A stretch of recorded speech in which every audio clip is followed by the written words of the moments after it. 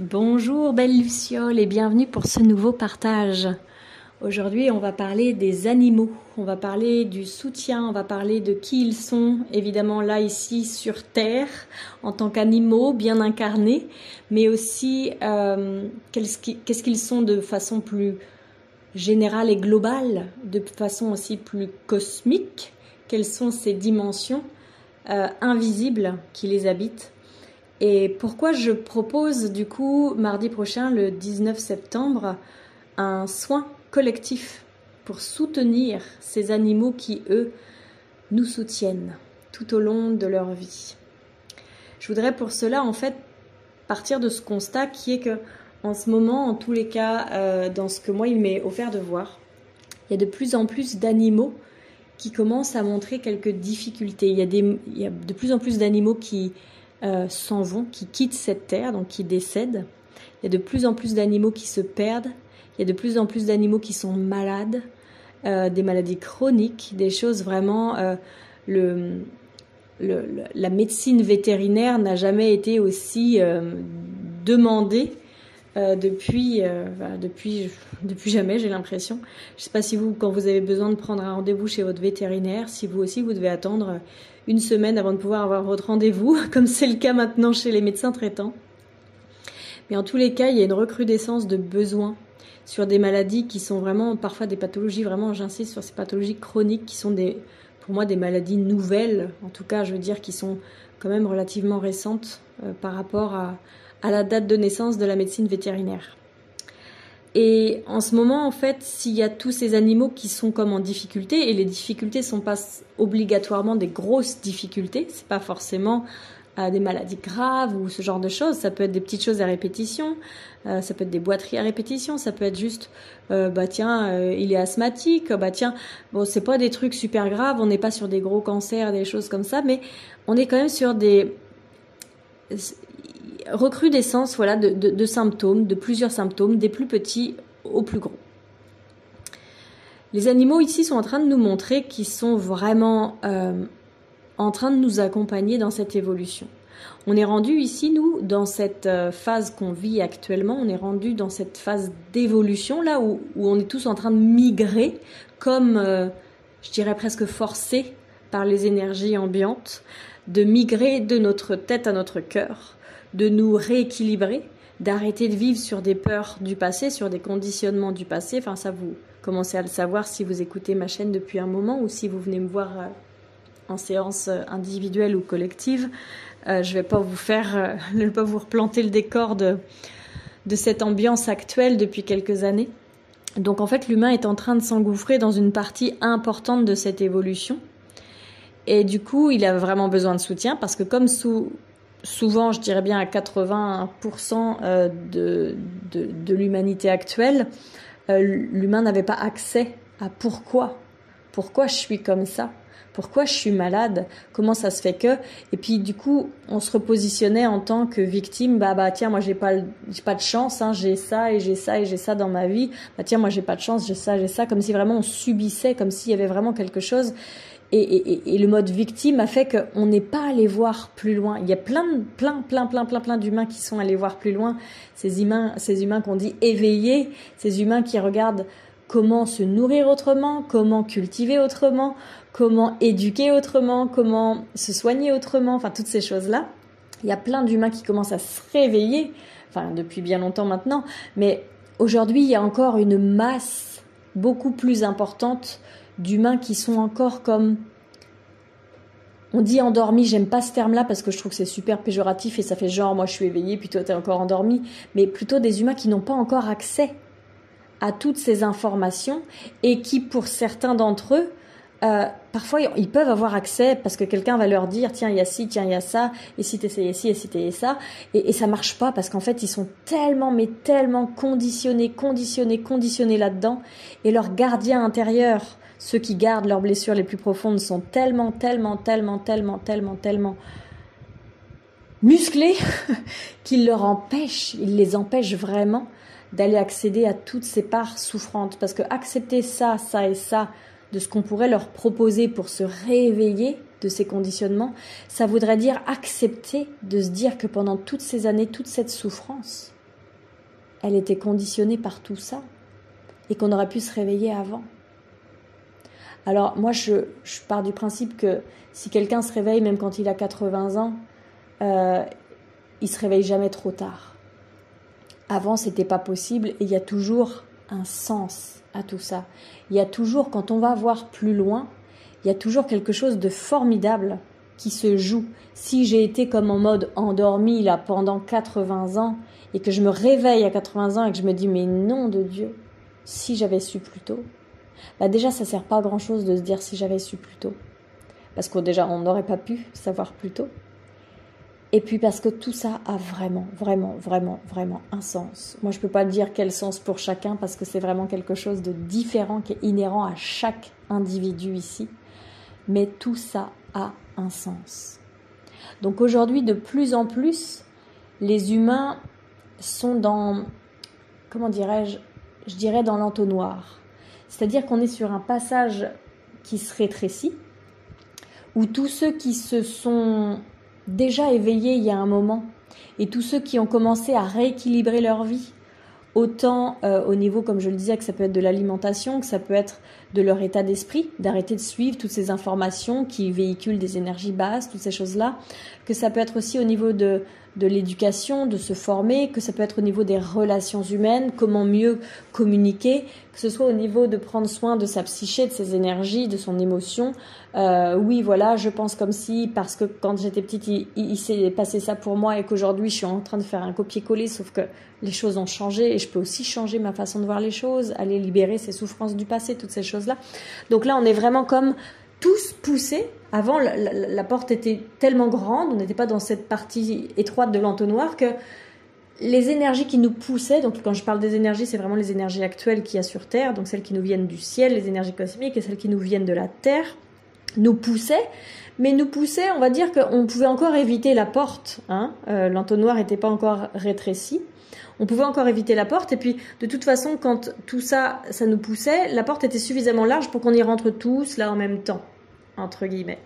Et là, c'est comme si l'entonnoir s'était rétréci et que ça disait « Allez hop, c'est bon, je vous pousse aux fesses, là, vous allez rentrer là-dedans. » Mais que du coup, il y en a plein qui sont comme splatchés là contre les murs parce qu'il n'y a plus assez de place, entre guillemets, pour que tout le monde vienne d'un coup. Je veux dire par là, il n'y a plus assez de place, que ce soit dans l'entonnoir dont je vous parle ou que ce soit pour aller voir un psychologue, pour aller voir un accompagnant, pour aller voir le docteur.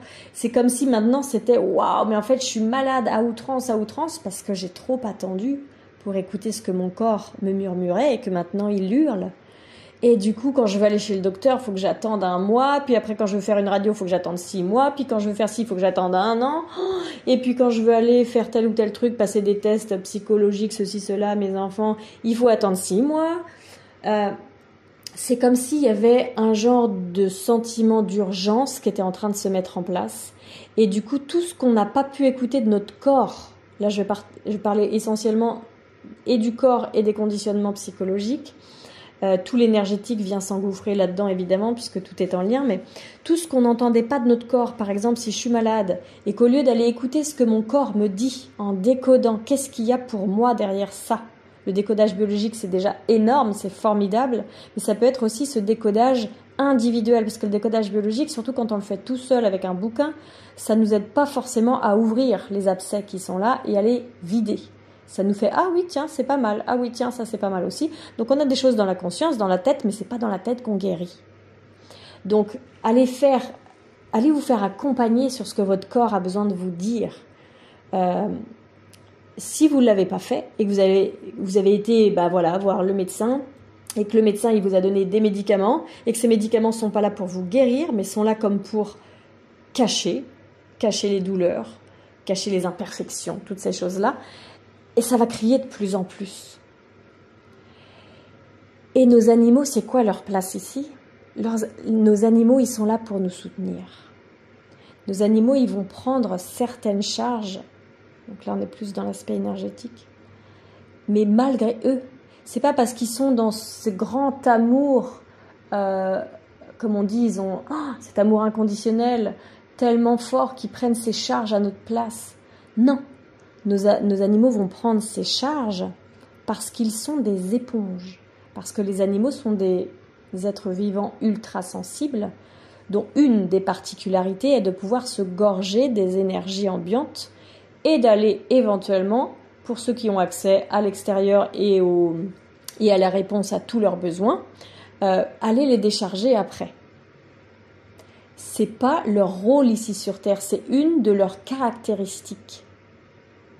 Ce qui veut dire que moi je voudrais ici qu'on fasse vraiment une différence entre ces deux extrêmes que j'ai pu rencontrer, que j'ai pu moi aussi du coup incarner à l'intérieur de moi et que je vois encore énormément à l'extérieur.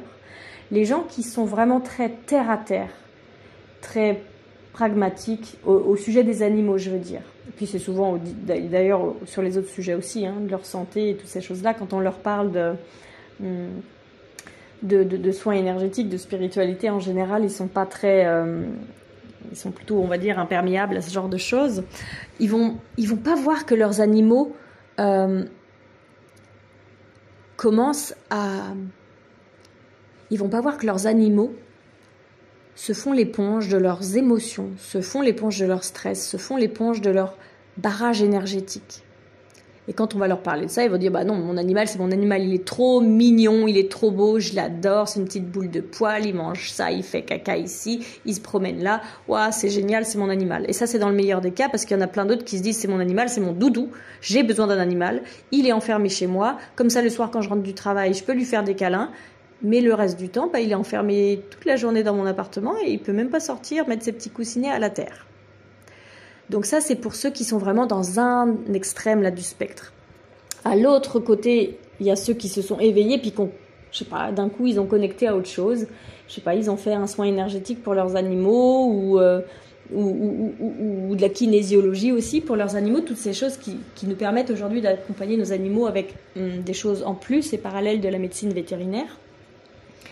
Et du coup, ça peut souvent aller dans l'autre extrême, c'est-à-dire, mais nos animaux, mais c'est des purs guides en fait. Moi, mon guide, c'est mon animal, quoi. C'est limite, mon animal, c'est Dieu. C'est-à-dire, moi, je crois pas en Dieu, je crois pas en plein de trucs. Par contre, mon animal, dans sa toute puissance, dans sa grandeur, c'est lui qui sait en fait.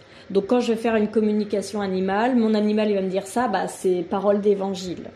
Et donc là, c'est mon animal, c'est mon guide, il fait ça parce qu'en fait, c'est un être supérieur. Donc vous voyez, il y a toute cette autre extrême qui vient prendre tout le devant du tableau. Et c'est souvent ces personnes-là qui disent justement, regarde, mon cheval, mon chien, mon chat, il est formidable parce que j'avais mal ici à la hanche et en fait, il a pris ça sur lui, quoi. Il a pris ma charge énergétique tellement ils sont pleins d'amour inconditionnel. Et moi, j'ai plus mal à ma hanche. Et regarde, lui, il boite tellement. Et même, en fait, il faut que je lui donne tout parce que regarde ce qu'il fait.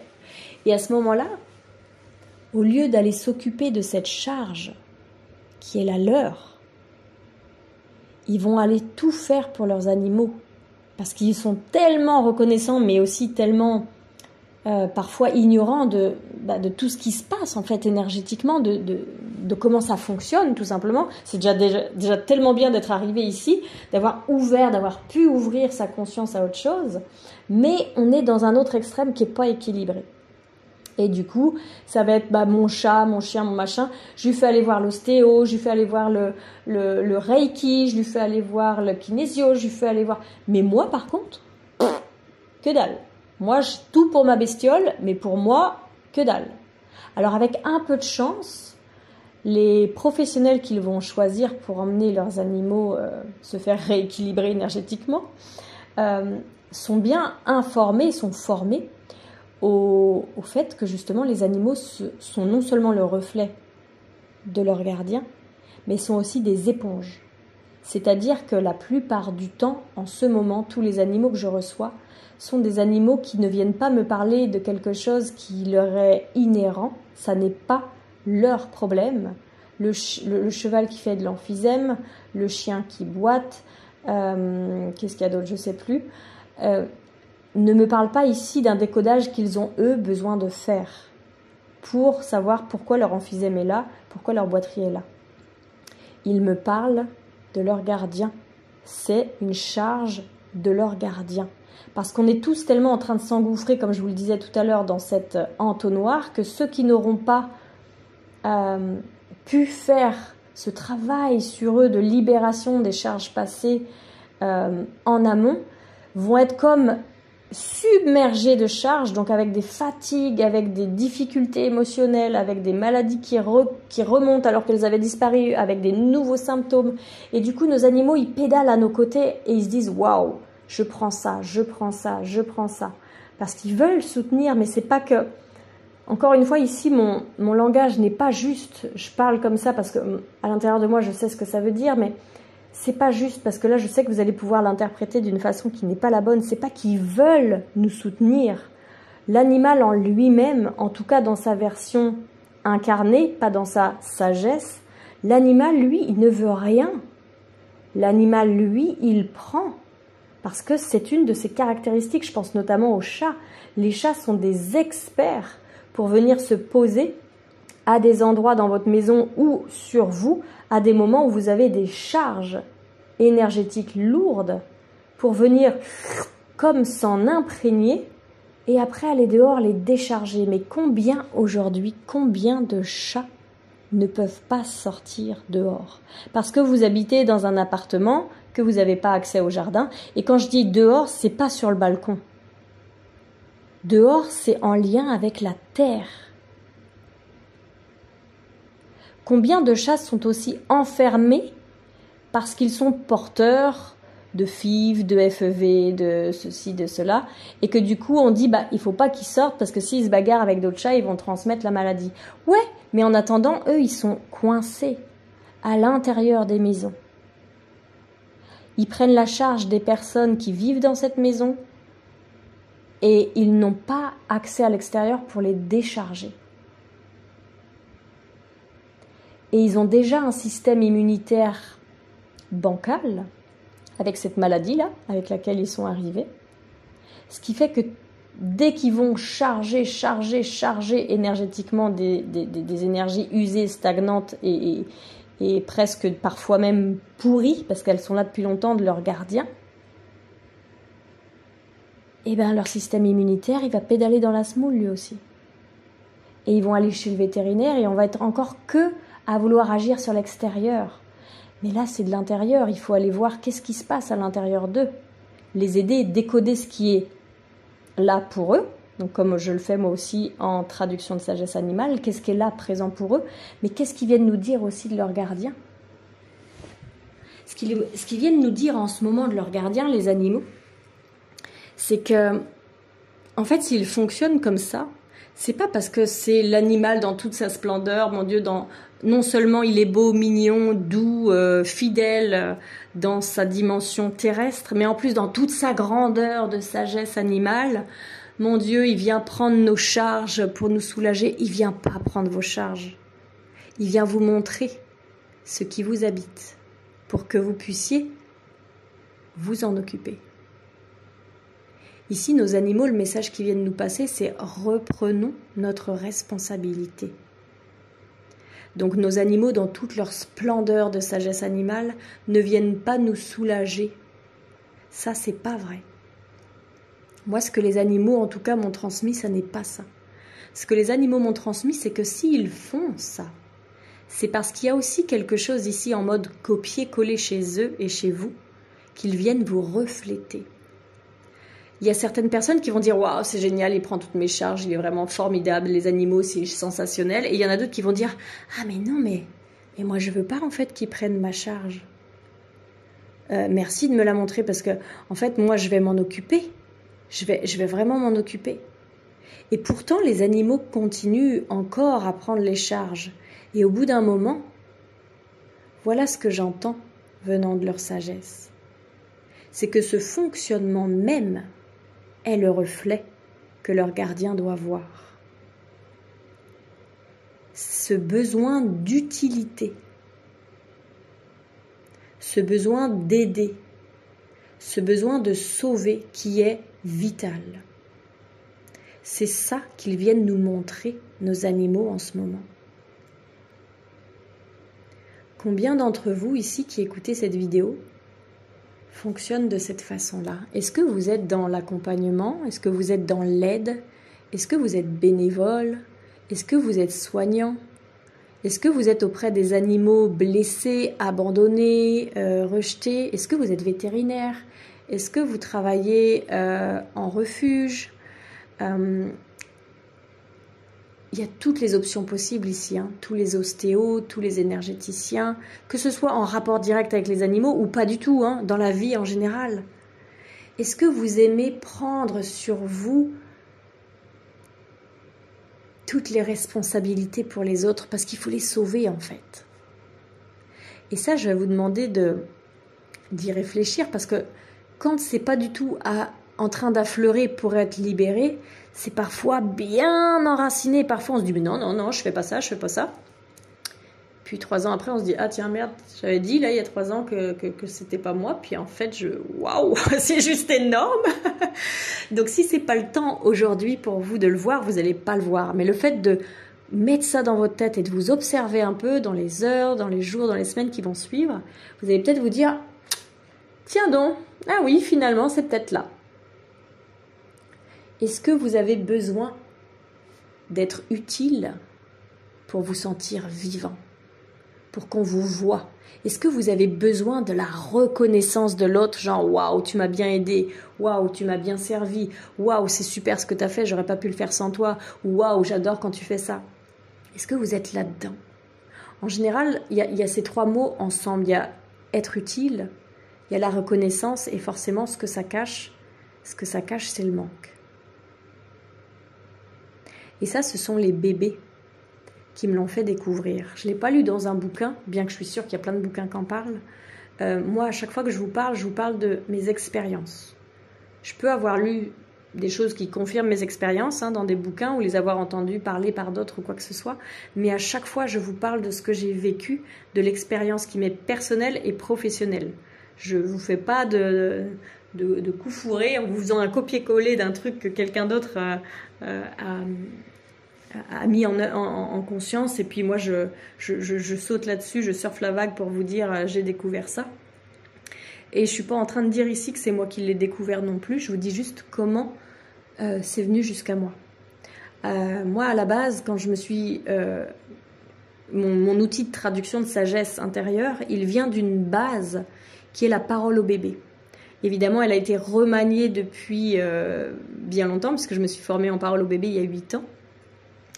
Et depuis le temps, évidemment, j'ai tout remanié, j'ai goupillé ça avec plein d'autres choses pour faire cette traduction de sagesse animale, ou cette traduction de sagesse tout court pour les humains aussi. Mais du coup, à la base, j'étais traductrice de bébé, c'est-à-dire que je donnais la parole au bébé. Et on allait voir, derrière un symptôme qui paraissait somme toute classique, par exemple, bébé qui ne dort pas la nuit, qu'est-ce qu'il y avait? On descendait dans ses terres intérieures. On allait voir avec lui, on allait ouvrir un dialogue de cœur à cœur, de sagesse à sagesse, pour savoir mais qu'est-ce qui se joue ici? Pourquoi ce bébé ne dort pas? Et il y a eu beaucoup de bébés qui m'ont parlé de ce besoin d'être utile. Parce qu'à un moment donné dans leur vie, avait été semé, notamment autour de la naissance ou dans la vie intra-utérine, cette croyance qu'ils avaient plutôt intérêt à être utiles pour leurs parents parce que sinon, ils risquaient parfois d'être abandonnés, parfois de mourir, parfois d'être rejetés. Chez certains, ça prend une couleur, chez d'autres, ça en prend une autre. Chacun est là pour travailler un sujet différent. Si par exemple,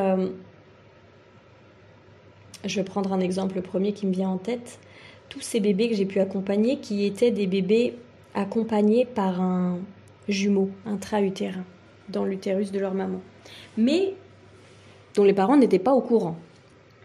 En général, cette gémellité intra-utérine, elle est là, elle est présente, on va dire, au maximum les 2-3 premières semaines de vie, et en général, les parents ne savent même pas qu'il y a un bébé ici, donc de là à en savoir qu'il y en a 2, ils sont très loin de le savoir. Et quand ce deuxième petit jumeau-là s'en va, parce que dans 80% des cas, c'est ce qui se passe, le bébé qui reste, celui qu'on appelle le survivant, il est en panique parce qu'il sent que la présence qui était là à ses côtés s'éteint. Et à ce moment-là, c'est comme si il était en attente d'un soutien. Imaginez-vous, vous perdez votre animal. Vous attendez qu'on vous soutienne, vous attendez qu'on vous comprenne, vous attendez que quelqu'un vous prenne dans les bras ou vous dise un mot gentil ou vous accompagne ou voilà. Et là, ce petit-là, il est tout seul dans cette espèce de deuil que tout le monde ignore. Et à ce moment-là, il se dit, c'est pas sa tête, c'est pas exactement la même chose que le fonctionnement pour nous qui sommes adultes aujourd'hui parce que son cerveau n'est pas encore mature comme le nôtre aujourd'hui et tout ne se passe pas par l'intermédiaire du cerveau. Au niveau de sa conscience, au niveau de son âme, au niveau de ce qui est en train de se jouer ici, il y a quelque chose qui se dit, mais c'est pas comme si vous et moi on était en train de se dire ça, mais c'est ce qui vient imprégner ces cellules ici, c'est cette mémoire cellulaire. Ça se dit, ok, tu vois là, tu as dû faire un truc qui va pas, ou tu as dû être d'une façon qui convient pas, parce que tu es dans la merde la plus totale. Tu es dans le deuil le plus dur qu'il est possible de faire là, à l'âge que tu as. Et il n'y a personne pour toi. Papa, maman, abonné, absent. Nom de Dieu.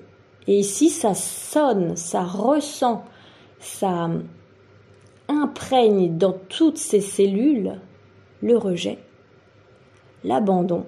Peu importe, chacun sème ici, à cette étape-là, ce qui est bon pour lui à aller visiter dans sa vie future. Et du coup, ça dit, ok, ce truc-là, c'est tellement extrêmement difficile à vivre, on a tellement l'impression qu'on va en crever, cette souffrance de solitude indicible, il faut plus jamais que ça arrive. Et à ce moment-là, quand je vous raconte ça, c'est pas comme si le bébé il était en train de se raconter tout ça dans sa tête. C'est le fonctionnement, c'est la base de sa structure, de sa psyché qui se met en place. Donc à ce moment-là, vient se mettre en place un gardien. Lui, il dit, ok, cet espace souffrant-là, hop, on va l'enfermer ici dans un placard, parce que sinon on va crever si ça reste ici tout le temps, là. On l'enferme à double tour, on met un gardien devant, et ce gardien, il va empêcher que qui que ce soit ou quoi que ce soit vienne ouvrir ce placard et que du coup cette blessure de l'abandon, du rejet ou quoi que ce soit ne ressorte ici à outrance. Ok. Qu'est-ce que je vais faire maintenant pour ne plus jamais ressentir ça? Je vais être utile. Je pense que si je leur suis utile, ils ne pourront pas se passer de moi en fait. Génial, j'ai trouvé. Et à ce moment-là se met en place un mode, une structure qui est là dans l'énergie. Parce que comme je vous le dis, ce n'est pas le cerveau du bébé qui pense à tout ça, ce n'est pas son système de pensée.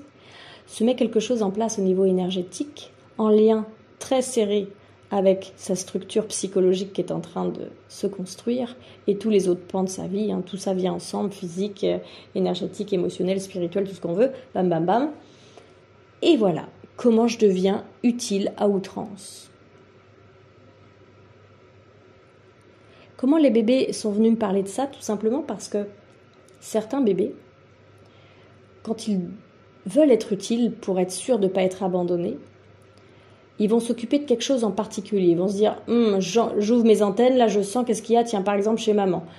Chez maman il y a quelque chose, il y a une grosse tristesse. Ok, elle n'arrive pas à s'en dépêtrer, moi je vais m'en occuper. Je suis la sauveuse de maman, je suis là pour sauver sa tristesse là. Et si j'arrive vraiment à l'empêcher de ressentir cette tristesse, elle va se dire waouh, génial bébé ce que tu fais, dis donc. J'ai envie de t'avoir à mes côtés tout le temps, parce que là, si quelqu'un peut m'enlever ce truc-là, waouh, je peux me passer de toi. Et donc là, bébé, il fait ouf, c'est bon, je vais pas être réabandonné une nouvelle fois. Sauf que par exemple, si ce bébé-là, il fait partie d'une famille où les parents veulent faire du cododo, parce qu'ils veulent faire du maternage proximal avec leur bébé, parce qu'ils savent que c'est ça qui est bon pour leur bébé. Donc bébé dort à côté de maman, toutes les nuits. Et pourtant, il dort mal. Et à ce moment-là, la sagesse de bébé nous dit, le temps qu'on arrive à s'occuper de ce dossier-là, chez lui, là, ce sentiment d'être utile, sinon il va être abandonné, rejeté et compagnie, il va falloir lui offrir une béquille, parce que ça va prendre quand même quelques temps, quelques séances d'accompagnement, puis quelques bonnes semaines et mois, le temps que tout ça s'installe bien. Et donc en attendant, la béquille qu'on peut lui donner, c'est d'aller installer bébé dans sa chambre à lui. Et là, on se dit, quoi ? Comment c'est possible ? Un tout petit bébé, ça a besoin d'être près de ses parents, en fait. D'habitude, moi, c'est plutôt le contraire qui m'est demandé, c'est-à-dire les bébés qui ont été mis dans leur chambre dès leurs 15 jours et qui pleurent parce qu'ils ont envie d'être auprès de leurs parents pour être assurés, parce qu'un bébé aussi petit que ça, normalement, mais vous allez voir qu'il n'y a plus rien de normal, c'est vraiment du cas par cas, il devrait être à côté de ses parents pour se rassurer. Ce bébé-là me demandait, en tout cas sa sagesse, de le mettre dans sa chambre. Et c'est en effet ce qui a permis à ce bébé de faire ses nuits tout de suite, dès la première nuit. Parce qu'en fait, ce que sa sagesse nous a appris, c'est que ce bébé, en dormant juste à côté, dans le champ énergétique de sa maman, avait toujours cette tristesse-là, celle qu'il avait sentie, celle qu'il avait sondée pour savoir sur quel sujet se rendre utile. Encore une fois, c'est pas la conscience de bébé qui fait ça, c'est son système énergétique. Et à ce moment-là, je vais peut-être être dérangée. Peut-être je vais faire pause, c'est pas grave. On reprendra après s'il y a besoin. Voilà. Et du coup, ce bébé, en dormant à côté de sa maman, en mode cododo, normalement pour le servir, eh bien, sentait dans son champ énergétique toute la tristesse de sa maman. Et nos bébés sont comme nos animaux, des éponges. Et donc, ils prenaient toute cette charge-là. Et ils ne pouvaient pas dormir avec cette charge. Cette tristesse qui n'est pas la sienne, et aussi cette espèce de stress dont je parle souvent. Je vous dis, mais imaginez que vous avez un dossier à terminer à votre boulot avant ce soir 17h. C'est votre patron là qui vous l'a demandé. Et il est 18h, vous êtes toujours à votre bureau, c'est pas terminé, mais vous devez forcément vous en aller en fait, parce que vous avez vos enfants à récupérer, et puis vous avez votre vie à faire et tout ça. Et vous pouvez pas faire plus, de toute façon vous le finirez pas ce soir ce dossier. Est-ce que, en plus vous avez un patron qui est un peu du genre brut, harceleur, et puis pas très sympathique. Quand vous allez vous coucher le soir, est-ce que vous allez réussir à dormir? À vous endormir facilement? Et si vous vous réveillez dans la nuit, est-ce que vous allez réussir à vous réendormir, à retrouver le sommeil facilement? J'imagine que non. En fait, pour le bébé ici, c'est pareil. C'est-à-dire qu'il se dit, en étant, encore une fois, c'est pas dans ma tête de bébé que je me dis ça avec mon conscient, c'est quelque chose qui se joue énergétiquement, c'est je n'ai pas fini mon dossier. Je dois m'occuper de la tristesse de maman, parce que sinon, en fait, je fais pas ce pourquoi je suis ici, être utile, et si je ne suis pas utile, je vais encore être abandonnée. Et ça, c'est pas possible. Ce qui se passe ici, c'est que, du coup, la tristesse de maman vient taper à la porte de ce tout petit bébé abandonné qu'on a enfermé dans le placard, gardé par le gardien. Et à ce moment-là, on vient faire gling, gling, gling, gling. Il y a quelque chose ici. Attention, blessure d'abandon, blessure d'abandon, blessure d'abandon. Et le bébé, il n'en peut plus avec ça. Donc il pleure, il peut pas dormir. Qu'est-ce qui se passe à ce moment-là? Papa, maman comprennent rien parce qu'ils font tout ce qu'il faut au maternage et compagnie. Et ça ne fonctionne pas. Les bébés, ils ont appris. Donc vous avez été bébé. Et vous avez appris, étant bébé, étant enfant, peu importe à quel moment, à être utile à l'autre. Et vous vivez pour ça. Vous vivez pour être utile, vous vivez pour avoir cette reconnaissance. Parce qu'il y a un manque à l'intérieur de vous. Donc vous allez prendre en charge vos clients, prendre en charge vos patients, si vous travaillez dans ce milieu-là. Peu importe que ce soit auprès des humains ou des animaux, ou des deux. Vous allez prendre en charge vos proches, je pense notamment à beaucoup de mamans que j'accompagne là en ce moment, et qui se rendent compte qu'en fait, elles prennent tout sur leur dos, mais tellement de choses qui ne leur appartiennent pas, des choses de leurs conjoints, des choses de leurs enfants. Et puis, tant qu'à faire, elles le prennent aussi sur leur dos au travail, les choses de leurs collègues, les choses de leurs patrons. Et jusqu'à un moment donné où on a tellement mal au dos, puis on a tellement mal partout, où on a plein de maux à 12 endroits, que, en fait, on ne peut plus, puis on va finir en burn-out. Et cette période-là, maintenant, celle qui nous fait rentrer dans l'entonnoir, elle nous pousse ici à voir toutes ces façons d'agir inconscientes. Elle nous pousse à les rendre conscientes. Mais on n'est pas obligé d'attendre de souffrir et d'être là à devoir aller chez le docteur avec des difficultés, des maladies chroniques, des symptômes chroniques, des fatigues chroniques, ou des choses qui reflambent alors qu'on pensait que c'était terminé, ou des nouveautés qui arrivent, on n'est pas obligé d'attendre d'avoir tout ça pour se mettre en chemin et aller apaiser à l'intérieur, pour être aligné, pour être à sa place, pour être déconditionné de tout ce qu'on a appris de souffrant dans le passé. Et ça, c'est pas juste une petite poignée d'humains qui va chez le psychologue. Les psychologues, c'est pas pour les fous, c'est pas pour une petite minorité. Les psychologues, il n'y a pas que les psychologues, mais je dis ça parce que je sais qu'il y a beaucoup de personnes qui disent « Oh, les psychologues, c'est pour les zinzins ». Si vous avez peur des psychologues, allez voir des gens comme moi, ou comme plein d'autres qui travaillent sur ces sujets-là. C'est tout le monde qui est concerné. C'est fini de se dire « Le psychologue, c'est pour le taré du coin de la rue, là-bas. Moi, tout va bien, je ne vais pas y aller ». C'est tout le monde qui a un passé difficile, parce qu'on vient tous d'une famille avec des dossiers. On est tous issus de générations qui ont souffert. On est tous issus, ne serait-ce que sans aller trop loin, de la guerre, tout simplement. Et après la guerre, il n'y avait pas des psychologues à chaque coin de rue qui sont venus s'occuper de vos grands-parents, de vos arrière-grands-parents. Et donc, qu'est-ce qui se passe? Vous croyez que ça disparaît comme ça? Non, ça se lègue de génération en génération. Et vous portez des conditionnements, vous aussi. Être utile pour être aimé, être utile pour avoir le droit d'être ici en vie. Les animaux m'en ont parlé des milliers de fois. Mais en ce moment, c'est la recrudescence.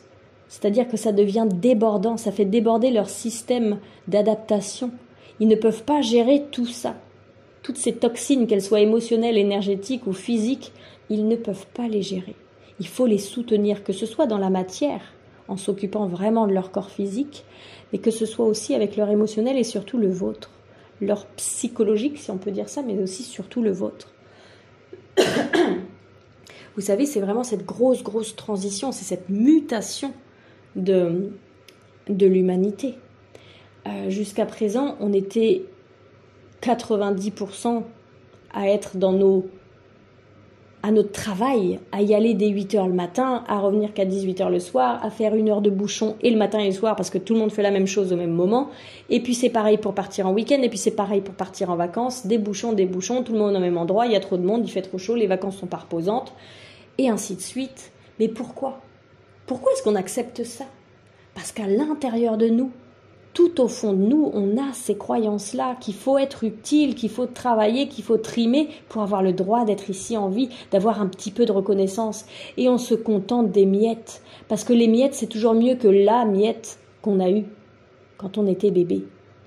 Alors après, quand on était bébé, des fois, c'est nous qui nous sommes trompés, c'est nous qui avons interprété « je mérite pas, donc il va falloir que ». Parfois, comme ici, quand on est dans cet exemple de la perte de gémellité intra-utérine, bien entendu que ce n'est pas nos parents qui ont pensé « bon, il est tellement nul celui-ci, je ne vais pas l'aider, je ne vais pas l'accompagner ». Non, c'est juste qu'ils n'étaient pas au courant de ce qui se passait pour moi, donc ils ne pouvaient rien faire.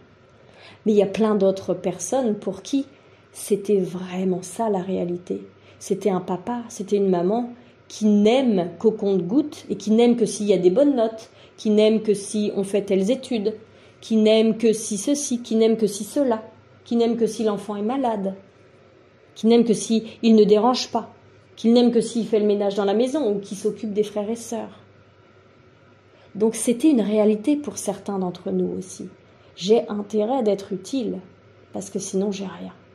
Mais à ce moment-là, j'avais rien. Donc aujourd'hui, d'avoir un petit peu plus que rien, c'est déjà bien. Mais il faut, là, les énergies actuelles, quand elles nous poussent dans nos derniers retranchements, dans tous ces symptômes, ces maladies, ces émotions qui remontent à fleur de peau, dont on ne sait pas quoi faire, c'est parce qu'elle nous veut, nous, dans toute notre puissance. La vie, quand elle passe à travers nous, elle veut nous voir comme ce qu'on est à la base et pas distordu et déformé par toutes ces violences du passé. Elle veut qu'on soit droite comme un i entre terre et ciel, la vie, pour prendre notre place. Parce que quand on est à notre place, mon Dieu, c'est là qu'on est utile et qu'on est au service.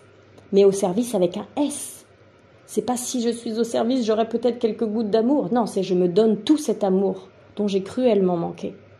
Et à partir de ce moment-là, je suis ancrée entre terre et ciel. Je suis pleine de moi.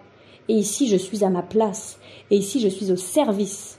Que je sois boulanger, que je sois maître Reiki, que je sois maîtresse d'école, que je sois sage-femme, que je sois docteur, que je sois mécanicien, je suis au service. mais seulement quand je suis allée travailler là-dessus pour moi-même. Donc ce que nos animaux ici nous disent avec cette recrudescence de difficultés qu'ils prennent, les nôtres, qu'ils prennent sur eux, c'est « Mon Dieu, s'il te plaît, reprends ça, reprends ta responsabilité. Si vraiment tu veux m'aider, si vraiment tu veux me soutenir, arrête de m'emmener à gauche, à droite, au Reiki, au dentiste, à l'ostéo, au naturo, au vétérinaire. Prends soin de toi en premier lieu. Comme ça, moi, animal qui capte, animal éponge, je ne capterai plus ces choses dissonantes chez toi. Je capterai toute la joie, toute la sécurité qui s'installe en toi pas après pas, jour après jour. Et petit à petit, on se tirera l'un et l'autre vers le haut au lieu de se tirer l'un et l'autre vers le bas.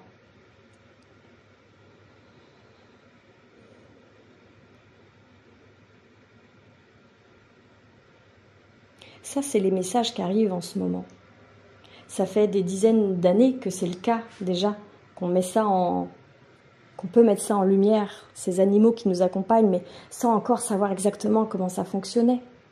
Quand on était au début de la communication animale, au début des soins énergétiques pour les animaux, moi quand j'ai commencé, il y a 20 ans de ça, j'étais tellement loin de savoir ça. Après j'ai bien vu qu'il y avait une concomitance entre tiens, je peux plus m'occuper seulement des animaux parce que si je peux pas avoir accès à leurs humains, à leurs gardiens, il y a quelque chose qui bloque. Mais j'avais pas encore accès à toutes ces connaissances-là. Mais aujourd'hui, c'est devenu pressant. Alors c'est devenu pressant pour vous qui écoutez ça, pas pour tout le monde. Il y en a qui sont pas encore rendus là.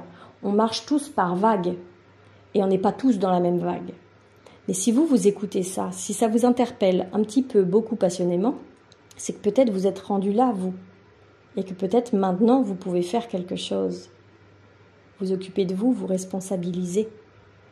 Et c'est ça que j'adore faire, c'est d'ailleurs ça que je propose, c'est vraiment grandir, vous épanouir, guérir parfois, vous libérer, main dans la pâte ou main dans le sabot avec votre animal. Vous savez, il y a ce qu'on appelle la médiation animale, où vous allez aller dans un centre ou dans un endroit où il y a par exemple des chevaux, c'est souvent avec les chevaux, ou vraiment l'équi-coaching, ce genre de choses, va permettre en fait de vous accompagner, de voir, de lire à l'intérieur de vous, grâce au cheval du centre par exemple, ce qui se passe pour vous à l'intérieur. Et ça va vous aider à faire un pas de plus. Et je trouve ça déjà tellement formidable.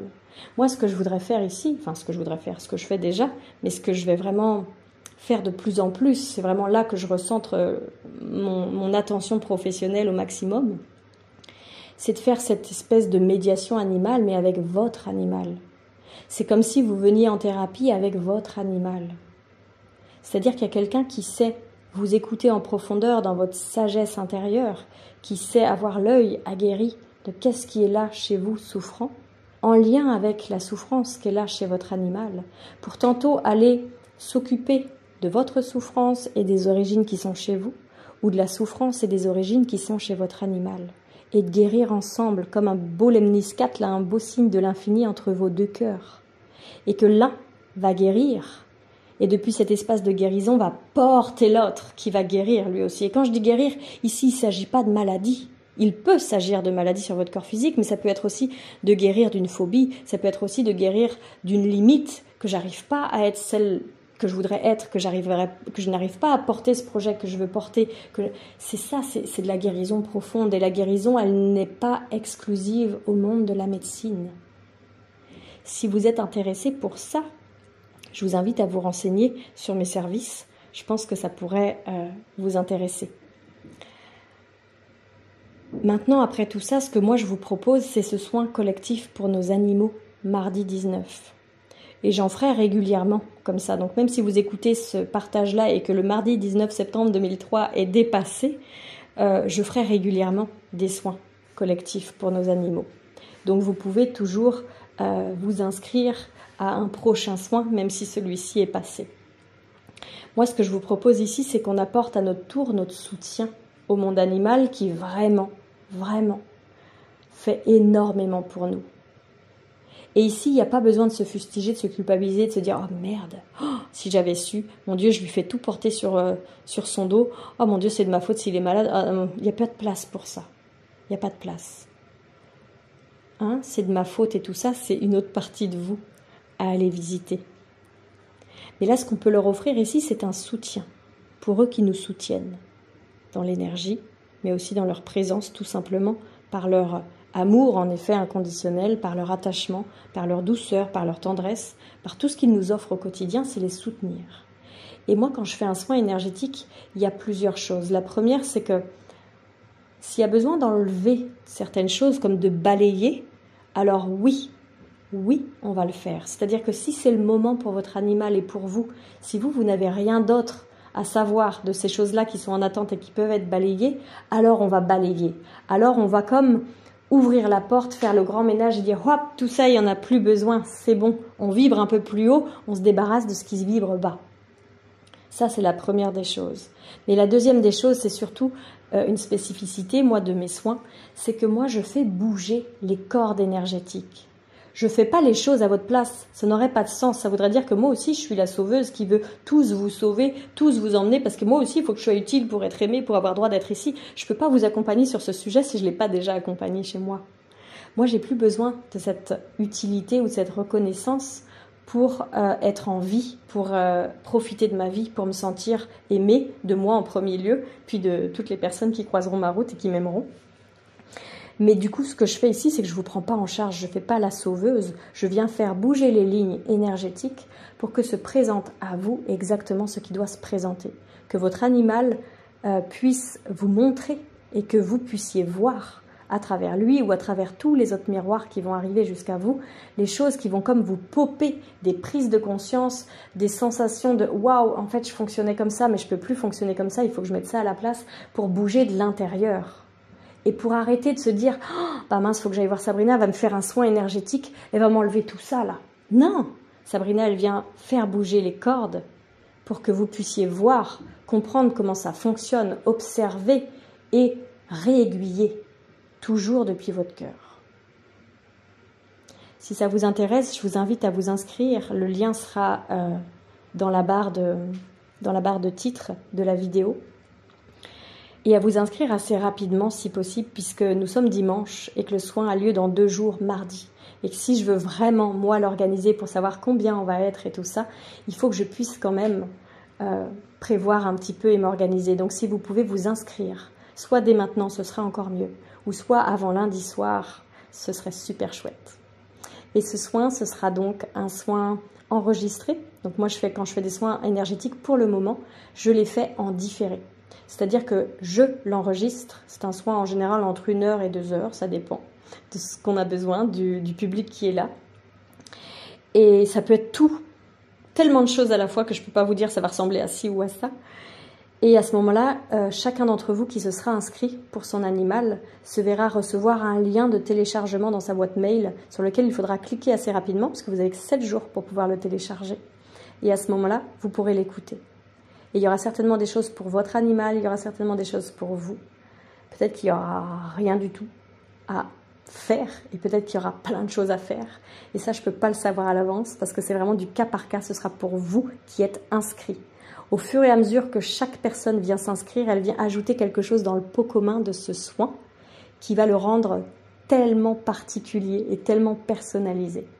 Qu'on soit 3 inscrits ou 50, il sera personnalisé au nombre de participants, à tous les animaux qui sont présents ici.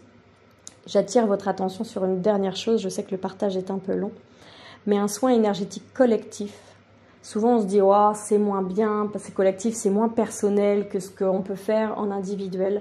Les deux sont exceptionnels et ne vont pas aller bouger les mêmes choses. Quand on travaille ici en collectif, ce qu'il faut savoir, c'est que le soin est exponentiel. C'est pas je vais être un peu comme fondu, dissous dans la masse, donc ça va moins me parler à moi parce qu'en fait on s'occupe de 10 personnes à la fois. Non, enfin si c'est ce que vous croyez, vous pouvez toujours venir sur du soin individuel, mais le soin collectif c'est pas 1 + 1 = 2, c'est 1 + 1 = 150. Ce qui veut dire que chacun des personnages inscrits ici, qu'ils soient humains ou animaux, va comme aller guérir quelque chose à l'intérieur de lui et vous permettre de guérir ce même sujet à l'intérieur de vous. On est tous en lien et encore plus quand on forme ce momentum, cet espace-temps-là, comme une cloche au-dessus de chacun d'entre nous, qui va nous faire être en lien plus intime et plus serré les uns avec les autres. Et comme on sait que chacun des autres est le miroir parfait de ce qu'on a nous à venir regarder et travailler, si Médor, lui, vient lâcher sur son besoin d'être utile à cause de ci ou ça, et qu'il arrive ici à le libérer parce que lui, c'est le moment pour lui de le libérer vraiment au grand jour, il va comme prendre une énergie ici qui va aller se distribuer à chacun des autres participants et qui va du coup l'aider, chacun de ces participants vont être aidés aussi sur ce même sujet à bouger. Et si ce n'est pas la libération aujourd'hui, c'est au moins un grand pas vers l'avant, comme si cette guérison se rapprochait de la surface de la conscience pour pouvoir s'en occuper. Et si après c'est Titi qui fait une guérison sur tel sujet, bim, il s'élève sur ce sujet et il vient diffuser toute sa haute énergie à tout le groupe. Et imaginons que chacun d'entre nous, on travaille sur une facette différente. Ça veut dire que c'est comme si on avait travaillé toutes ces facettes en même temps. C'est un soin collectif, c'est exponentiel. C'est formidable, c'est à vivre au moins une fois dans sa vie. Voilà, eh bien écoutez, c'est tout ce que j'avais à partager avec vous aujourd'hui. Ça fait beaucoup, ça fait presque 1 heure d'audio. Je ne sais pas si certains sont arrivés jusqu'au bout. Je l'espère de tout mon cœur en tous les cas. Je vous dis à très bientôt et belle soirée, belle journée, belle matinée ou belle nuit à vous, selon le moment où vous écouterez cette vidéo.